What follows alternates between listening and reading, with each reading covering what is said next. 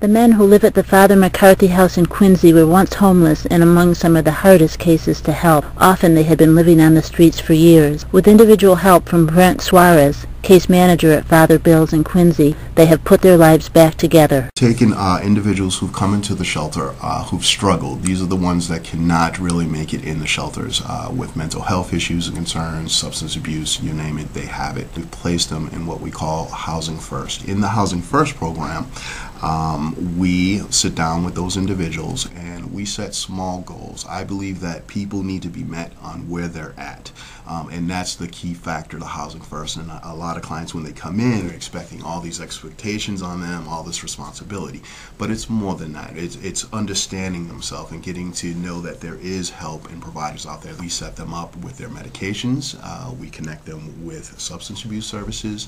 A lot of them have never had incomes from the past. If they've lost their jobs in the past, have been surviving in the streets, living out of dumpsters, living in cardboard boxes, we go out and we help them get back on a source of income, or we help them get back out there in the work field.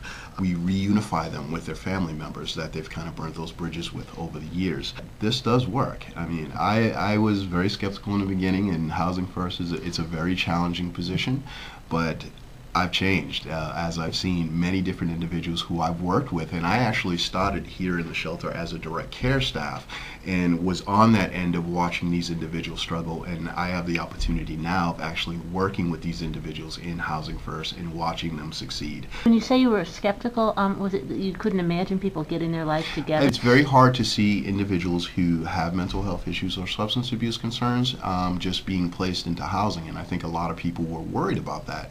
But believe it or not, it's you find if they have their own, if they're able to sit down one-on-one and communicate with the case manager, they're willing to take those steps. They want to protect themselves in their homes. They want to be able to work on the next step. And when you meet one goal, it's all of a sudden they want to keep knocking these goals down. And it's amazing to see the change in them. A lot of them personalize their rooms.